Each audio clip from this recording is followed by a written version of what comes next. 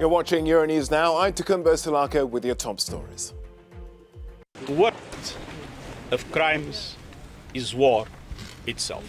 The UN Secretary-General Antonio Guterres calls for a thorough war crimes investigation after visiting Ukrainian towns reduced to rubble by Russian troops.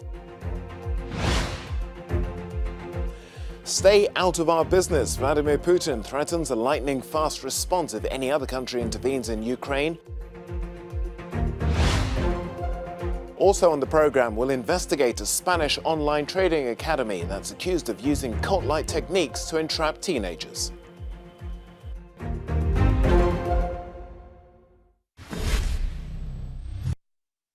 The UN Secretary-General Antonio Guterres insists that Russia must cooperate with the International Criminal Court's investigation into allegations of war crimes committed in Ukraine. Guterres visited the outskirts of Kyiv on Thursday, where he received first-hand accounts on what took place before the withdrawal of Russian troops. I imagine my family in one of those houses that is now destroyed and black. I see my granddaughters running away in panic, part of the family eventually killed. So the war is an absurdity in the 21st century. The war is evil. There is no way a war can be acceptable in the 21st century. Look at that. The Secretary-General travelled to Bucha, Irpin, as well as Bordyanka, where 112 people have reportedly died. The UN chief is also meeting with President Zelensky in the Ukrainian capital, following his talks with Russia's President Vladimir Putin on Tuesday.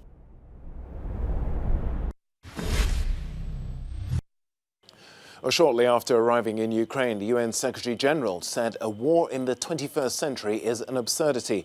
Antonio Guterres' visit comes after his trip to Moscow and Russia taking full control of Ukraine's southern Kherson region. It's also increasing its fight in the east, and we've heard Vladimir Putin warn of a lightning-fast response if other nations intervene. Well, let's unpack the latest developments now with Peter Dickinson. He's Ukraine editor at the Atlantic Council. Well, thanks for joining us here on the programme. Let me begin by asking you about Vladimir Putin's comments there. What did you make of them?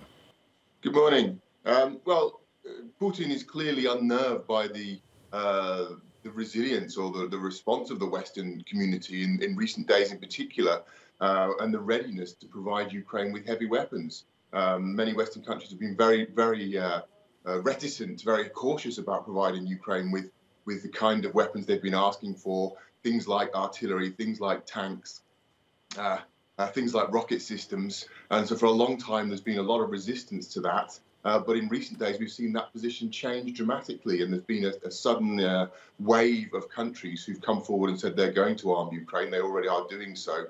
I think this is send a very strong message to Russia that the conflict looks like it's going to go on for a lot longer than many in the Kremlin may have bargained for. So I think Putin now is trying to send out a clear message that will bring costs to try and, if possible, deter the West from going even further with these policies of arming Ukraine.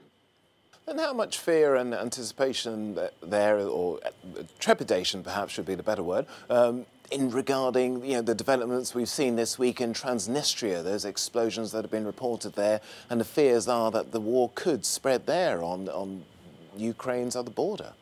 Yes, the Transnistria issue has been looming in the background since the conflict began. It dates back to the 1990s. It is essentially a Russian military enclave that's along Ukraine's in the heart of West Ukraine, essentially. So the potential there is significant. The threat there would be to the port city of Odessa, which is Ukraine's lifeline to the outside world, Ukraine's gateway, the gateway for most of Ukraine's exports. Now, at the moment, Odessa is blockaded by the Russian Navy, but of course, in any future settlement or post-war period, Odessa will be crucial to the Ukrainian economy. So the fears are that Transnistria could be a platform for Russia to launch a major attack against Odessa and potentially cut Ukraine off from the sea, which would be a devastating blow for the economy. So very serious implications there potentially, and something that Ukrainians are watching very closely. Nick Sitter, Professor of Public Policy at the Central European University, says in the long term, Russia may have shot itself in the foot. Even by simply invading and then by threatening to use the gas weapon, this prompted a massive U-turn in energy policy in a lot of European countries. The days of relying on Russia as a safe source of cheap gas are simply gone. And I think we've seen this even more so with actually putting this cutoff into effect, even if it's only 2 countries.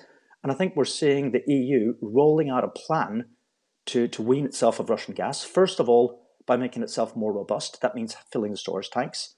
Secondly, by looking for alternative sources of gas. That means pipeline gas from Norway and Algeria and Azerbaijan, and liquefied natural gas shipped by boat from the US and Qatar. Thirdly, by relying more on non-gas energy resources, which effectively means speeding up the green transition, although there's a bit of a role for nuclear. And finally, energy savings and energy efficiency. And this could come down to telling households to turn their thermostats down by 1 degree. So I think until recently, we talked about whether to cut Russian gas. Today, the only real question is how do we do it and how fast do we do it?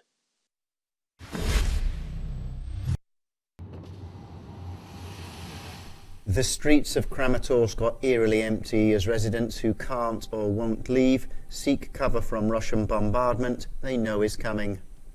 The signs of the shelling are obvious throughout this eastern Ukrainian city, and people are in no doubt they'll face more than damage to property. I think it will be the same as in the other cities. There will be torturing and shooting. I do not have any illusions about the occupiers. Russia remains defiant in the face of international condemnation of what it calls its special military operation. The rest of the world calls it war. And addressing lawmakers in Moscow, President Putin had a stark warning for anyone seeking to intervene.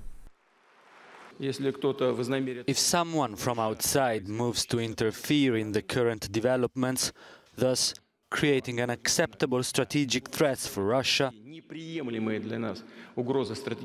they should know that our response to counter-assaults will be lightning fast.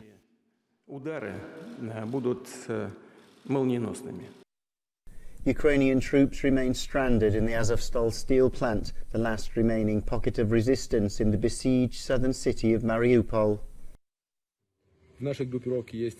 In our group, we have more than 600 wounded colleagues with different levels of gravity. They badly need medical help. Here, there are no suitable conditions, no medicine, no personnel who can help them. We also have wounded civilians. We help them as much as we can.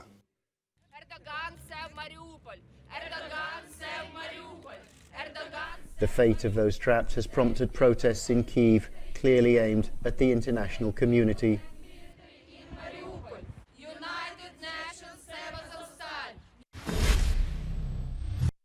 Russian President Vladimir Putin has warned the West of a lightning-fast response to strategic threats to Russia. He says that Moscow will use the tools that no one else could, quote, boast of having.